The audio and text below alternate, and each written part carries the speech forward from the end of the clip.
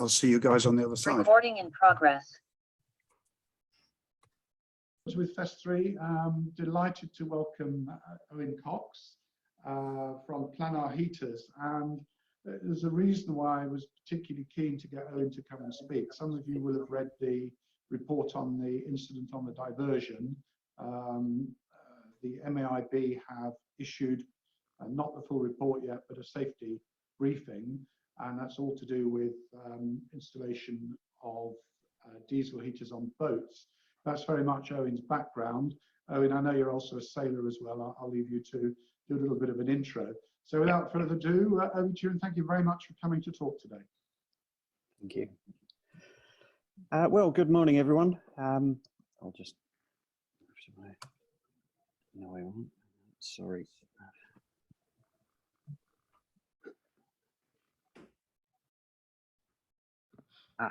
There we go. Right. Yeah, I'm Owen Cox. I started planarheaters.co.uk about 5 years ago, which basically started because I wanted a heater for myself. I've done a lot in the background, as you'll see here. 20 years or so as a marine engineer, specializing in electronics, refrigeration and air conditioning. A lot of that has been on yachts. In fact, most of it has been on yachts. Had a company out in Mallorca doing super yacht air conditioning and refrigeration, which obviously involves a lot of heating and air ducting and the like as well. So then I wanted a heater for myself. So I found at the time what was a very new product from Russia, the Autoterm. And so I installed one of those, realized that nobody was importing them and installing them and supporting them in the UK, but they seemed like really good quality. So that's what got me into heaters. I decided to bring them in, and since then it's gone from strength to strength. So I do an awful lot of yacht work at the moment, and also I'm now technical director. The company's grown enough that I don't have to get myself so involved in the sales side of it. I just get involved in technical support and installs now. So there isn't anybody who knows more about it on the Autoterm heaters at the moment. So the first thing is, how do they work? I'll start off with a really basic run over. This is a standard heater, and basically you've got a fuel pump, you've got a heat exchanger, which is a big aluminium section here, that has a burner inside it, and basically we take combustion air in here.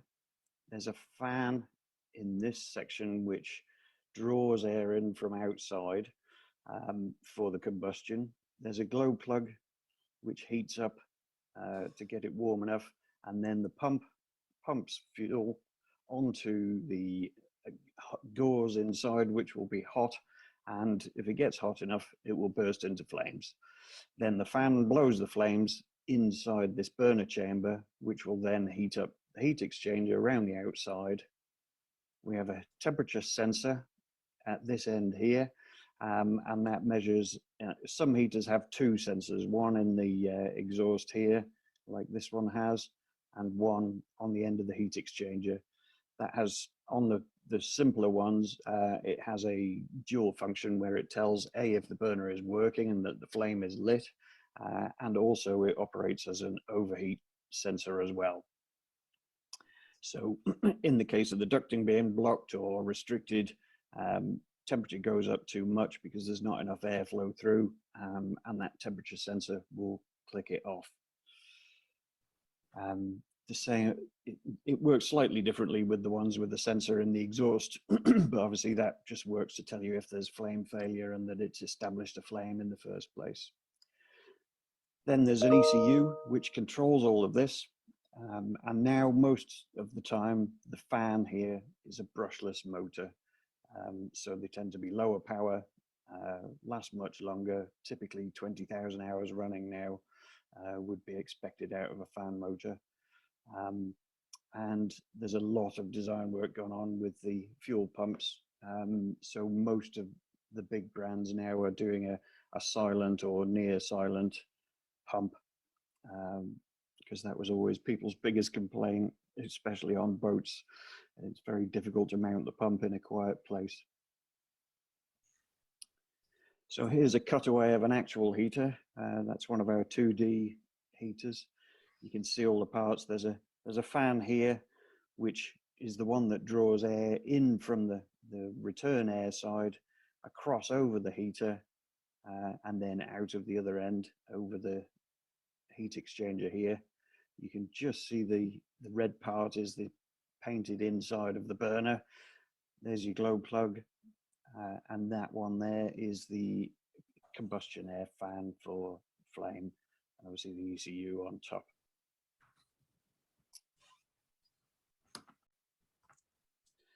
So we'll go on to a bit about the installation side of it now. The electrical side of it, basically every heater should come with its own loom, and hopefully they will come with fuses. Certainly ours do. They come pre-fused, pre-made to length, usually a 5 meter length. So you should have plenty of length to get that straight to the batteries. On the safety side of it, the biggest problem we have seen with them on boats only, because it only tends to be boats that this happens on, is that people connect them via the isolator switch. So they forget to turn the heater off and just turn the isolator off. And that will mean that the heater shuts down without doing its controlled cool down. And so it will melt the fan or damage the heater in some way or another by being overheated, because it needs to run with the fan for a long time before you turn it off, just to cool down the body of the heater itself. Otherwise it can melt its own internals.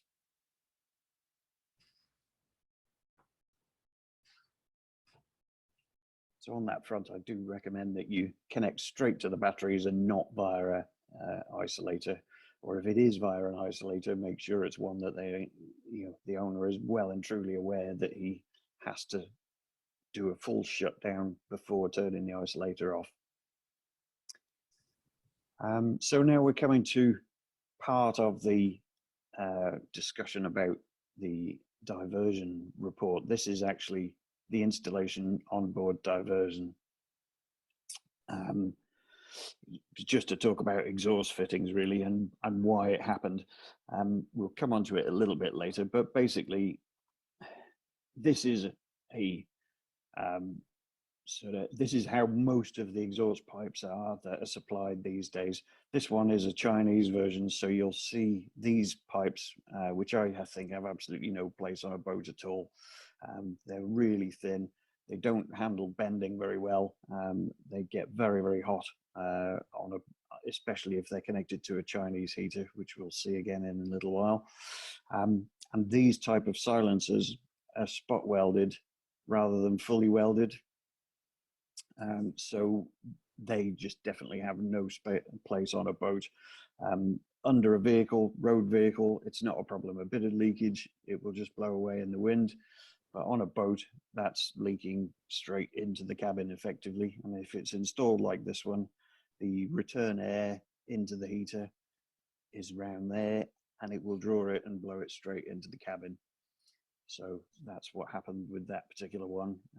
They had a Webasto one, which Webasto and Owen use exactly the same type of silencer with spot welds on there.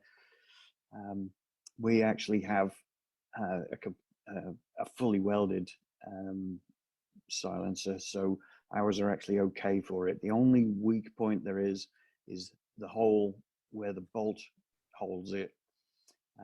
That is not welded inside there, so what I tend to do is use a bit of exhaust gum and put a bolt in there, and that will seal it. But to be honest, I tend to nowadays just use a standard marine exhaust, which I'll show you soon, because they don't have any joints in at all. They come pre-made up in the factory with all the joints done, so there are no leakage points done on board.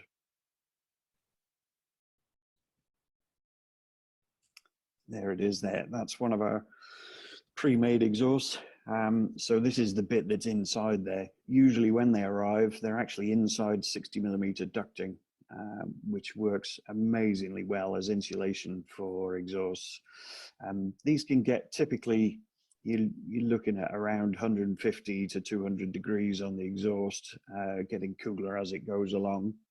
And obviously, if you're installing it in a locker, it's very likely on a yacht that anything will move inside the locker and can touch against the exhaust, and you don't want that catching fire. So insulating the exhaust is very important. Like I say, ducting, if you take one of those exhausts like that and you put 60mm ducting around it, even without any insulation inside, which we usually do, some glass fiber webbing type insulation inside of there.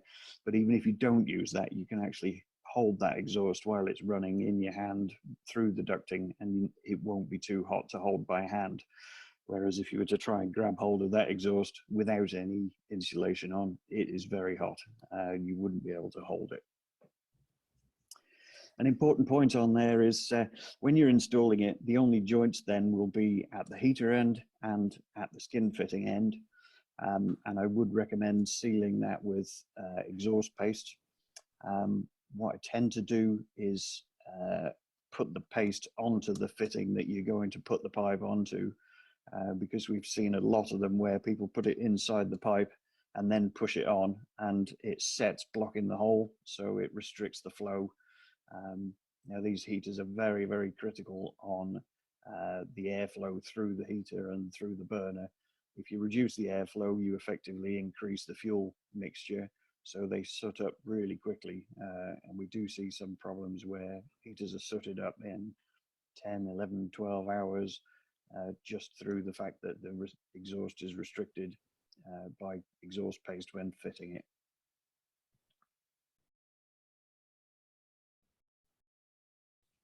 So here's some locations of where they can be fitted. It's recommended that where I would normally say on a yacht they have to be is somewhere in the aft end of the boat, and I would always put the exhaust as close to the center line as possible and as high up as possible in the transom. Now that's not always possible or practical, so we have moved them around as necessary, but also in some cases where the combustion air intake isn't possible to get into a ventilated area, because you want to draw air from a locker or something if possible, preferably one with a vent to fresh air. You can also fit that to a skin fitting. So what they're showing here is if you've got the exhaust on the transom, you should have the combustion air intake on the transom. If you've got it on the rear quarter, you should have them both on the rear quarter, not too close to each other so they don't draw back in. As long as they're 100 mil apart, you should have enough free air to get them to run properly. What you don't want is this situation where you've got one on one side and one on another, because if you can imagine, if the wind's blowing from the starboard side on this boat, it'll be blowing air through the heater and that will make it run leaner.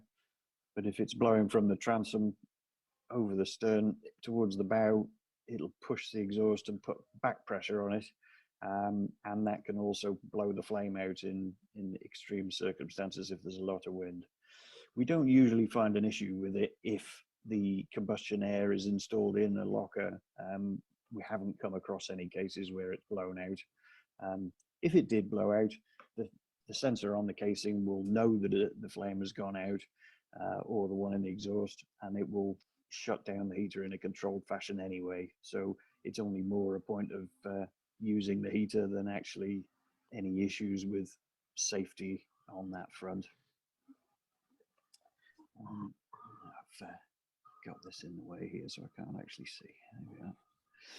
Right, so then on the exhaust side of it, so they're using one of those generic complete exhaust systems in this case.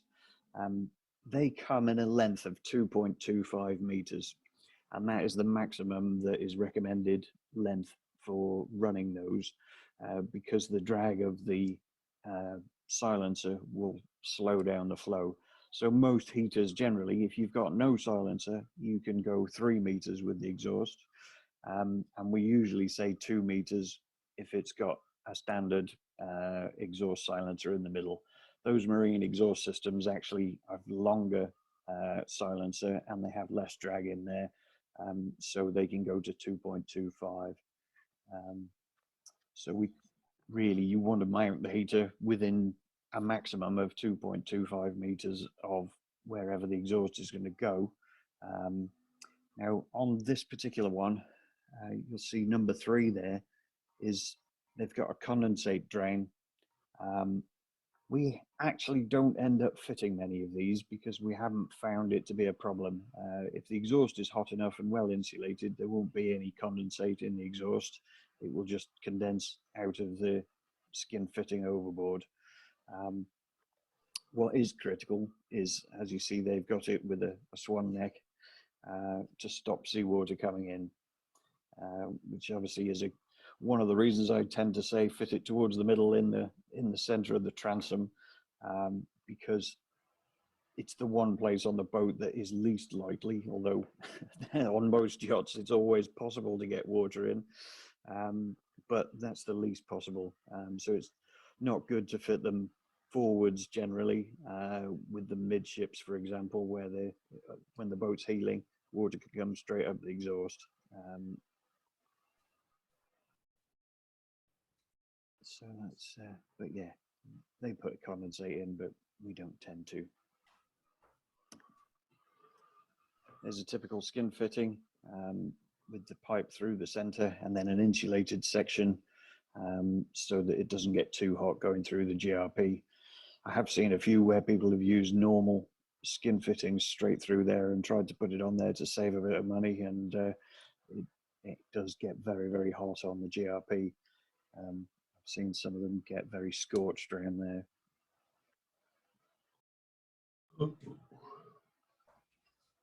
Right. So there we go. Just a bit of a summary there. So again, the joint should be sealed to keep it as tight, gas tight as possible. I use proper exhaust clamps instead of Jubilee clips, as comes in some of the kits. Jubilee clips just don't tighten up enough, and it's not good to use those. They will go. What we tend to do is put a short slit in the pipe as well, so that it allows it to tighten up with the clip.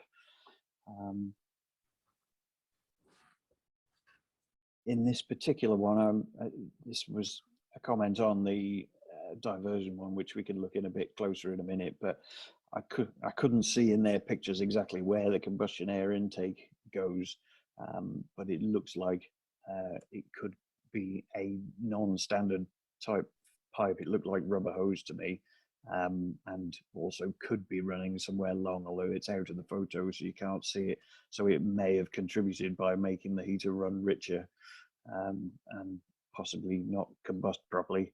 So it's creating more CO. Again, exhaust skin fitting high as possible, swan neck, and as I say there, yeah, everything I've said. So we'll move on to fuel systems. The regulations on them for private yachts on the sea, there actually aren't any rules as such. However, if you're building to RCD, you do need to have, as with the engine systems, ISO 7840 parts involved. Inland waterways also state that in their requirements, so canal boats would need all of this.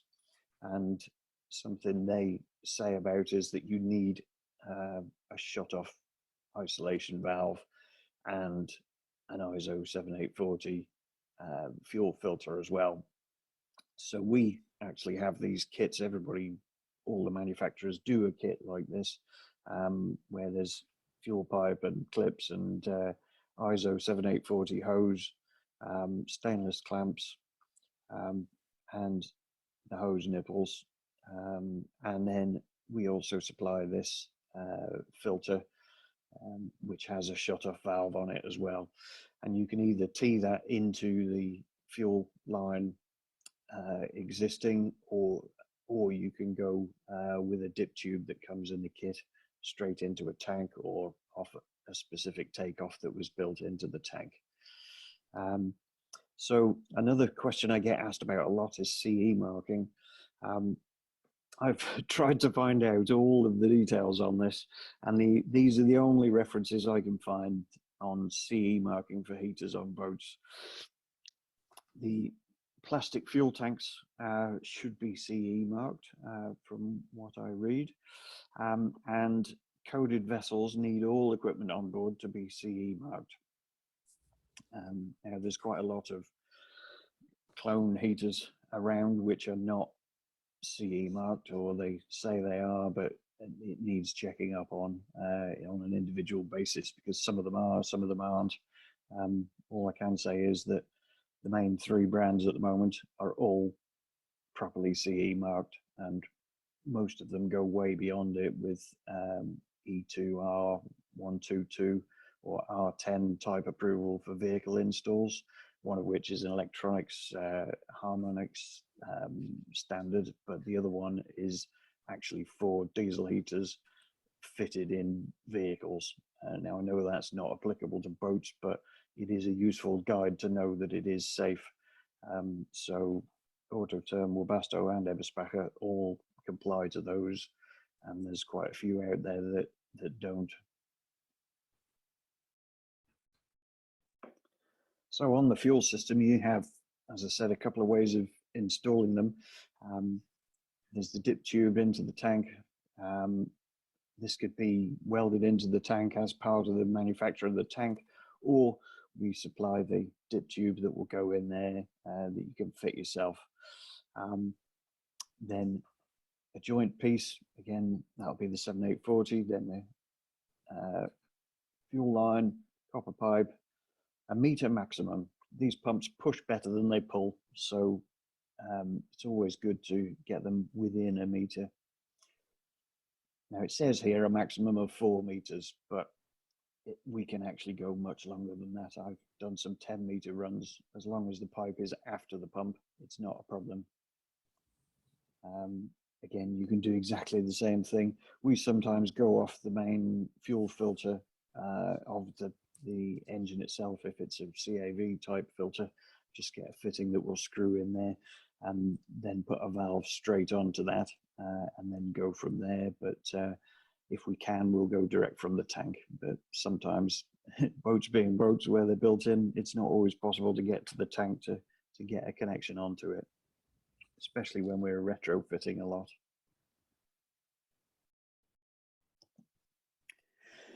The angle of the pump can be quite critical. It's usually around 15 to 20 degrees. It just promotes getting air out of the pump, and particularly with the more modern pumps now, with the where they're more silent running, they do need to get every last little bit of air out. So at least 15 degrees on all of those pumps. The older Thomas Magnet ones, which most manufacturers use, would actually want 0 to 5 degrees, but I've always put about 15 degrees on all of them, and I find that works the best. Gets the air out quickly when priming them up. So here we go. There's a better picture now of the installation. Just describe through it. This is on diversion. So it's mounted up behind this sort of dashboard area, as you can see.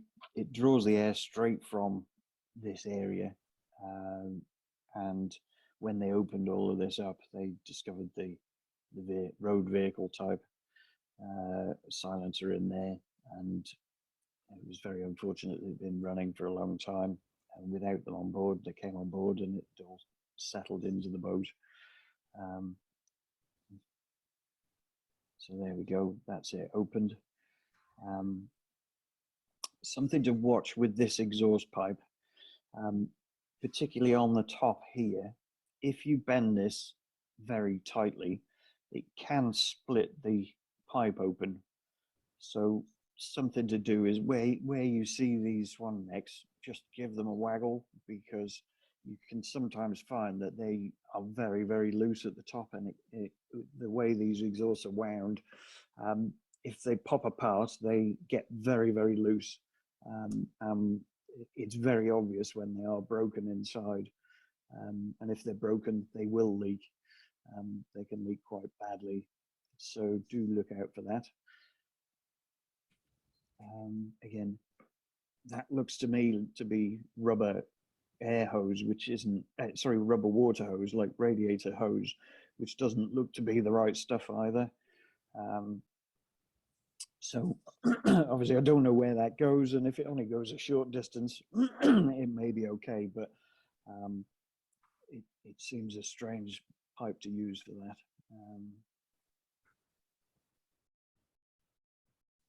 So there's a there's a demonstration of how hot the exhaust can get. This one is obviously glowing cherry red. So if the heater is not burning properly, again, so this comes down to possibly the way the exhaust is, or in this case, I suspect it's a fault with the heater itself, or the burner, or the fuel pump settings that can be adjusted in these ones. But I think this is sooted up, so the flame is actually tending to be pushed all the way down the exhaust rather than into the heat exchanger, and it's very, very hot. You can see it's even scorched the plastic casing. Now normally the overheat sensor should have cut that off, but it has been known that they don't in some cases.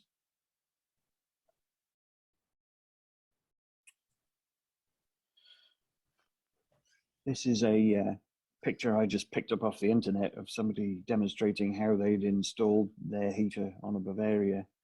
I thought it made quite a good thing to show how people can make mistakes in a way.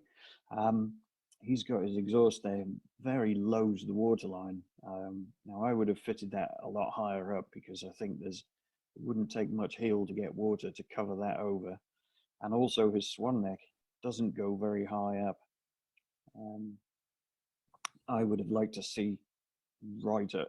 It's hard to see exactly where the transom is from that angle with that photograph, but I would really like to see it up at this height. Really, would have been a lot better, and have the swan neck right up to the top of the deck level. That would make it a lot safer. I think it wouldn't take much water to come over his swimming platform to fill that whole thing right up with seawater. So that is a bit of an issue. I'm afraid I've rattled through this quite quickly, so I'm hoping you've got some questions. Has anybody got any questions on it? I seem to have really rattled through that quickly. Downstairs at the moment, but we've had a question.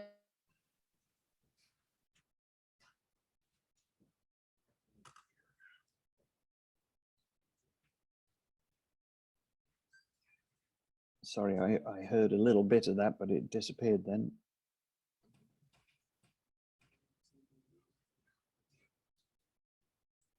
Is that any better? Ah, yes, that's it. Yeah. There we go. So morning, Owen. Some of your competitors' products can be Yep. very fussy with supply voltage, often locking out. Yep. Do Planar products have any design features to improve this? Well, ours, they don't actually cut out until they get to 10.5 volts anyway.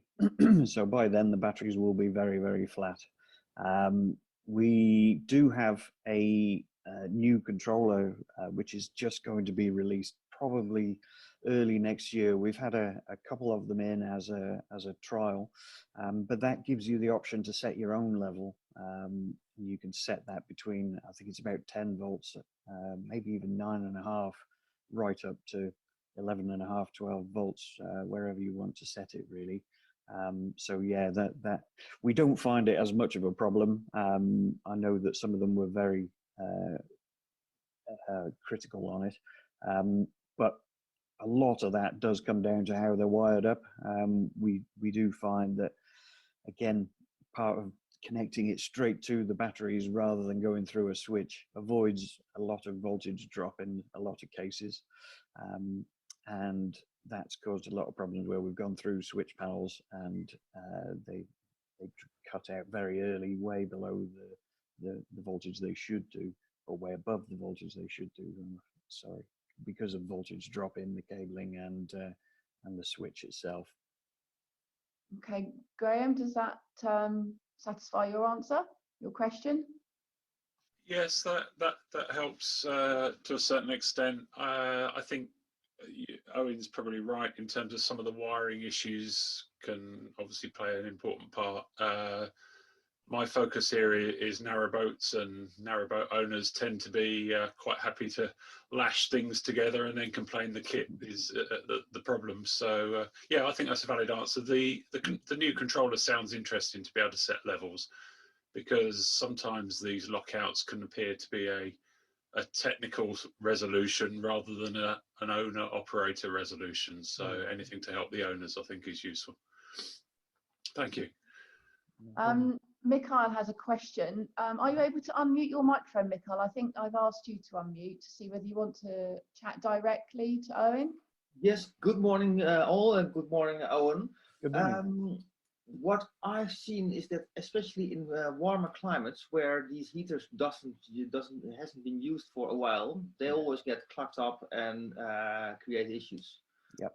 What's a good way to maintain them in warmer climates? Well, we always recommend to people, no matter where you are, whatever you're doing, once a month, give the heater a good blast at full power. So turn it as high as you can go. In the case of doing it in warm climates on a boat, ours you can set to a power mode rather than a temperature mode, because they won't actually start if it's over 30 degrees on the temperature mode. But if you put it to power mode, they will start and they will run. So we just set them to the maximum, run it flat out for an hour, and that will keep the burner clean. It moves all the parts. The biggest issue we see when heaters have sat like that, especially in warm climates, is diesel bug growing in the line between wherever it's picking the fuel up and the heater itself. So the minute you start it, that bug gets sucked straight into the pump and clogs it up, or it clogs up the little nozzle where it goes into the burner. And so in one of those, it ends up blocked up, and it either means that you have to clean out the pump or replace it if it's really bad. And the same thing with the burner, that they can just get clogged up and you can't really get in there to fix them. So definitely run them once a month, and that should resolve it. Okay. And the other question, because I was quite shocked about this exhaust picture you showed me, how hot this exhaust can be. Yeah. It can be really, really dangerous. What's the normal exhaust temperature on these? Well, like I say, normally it's around between 150 to 200 degrees. You know, obviously the flame's burning at about 700, so you lose a lot through the heat exchanger, and you would hope that it's dropped to around about 150 by the time it comes out of the heater itself. Well, certainly our heat exchanger temperature sensor will cut the heater off if the heat exchanger gets above 250 degrees. So you'd like to think that by the time the exhaust had got out, it was well below that. But that one I showed you was one of these Chinese clones, and there's quite a lot of those out there where the sensor isn't working. It doesn't stop them when they go over, and they just do generally run very, very much hotter than all the branded ones anyway out of the exhaust. Something to do with the burner design, and it's not transferring the heat as well as it should do into the heat exchanger. Yeah. Also, for a survey, of course, it's really important to check this exhaust temperature to avoid any dangerous situations. Absolutely, yeah. Okay. And as the CO issue is the real big one on them as well, more so than temperature. If there's any leaks on it, that is really critical. Yeah. Okay. Thank you, Owen. No problem.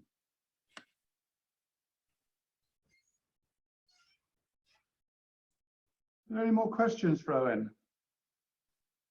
Actually, I have a question. I think my colleague wanted to know, where is that picture of that boat? I don't actually know.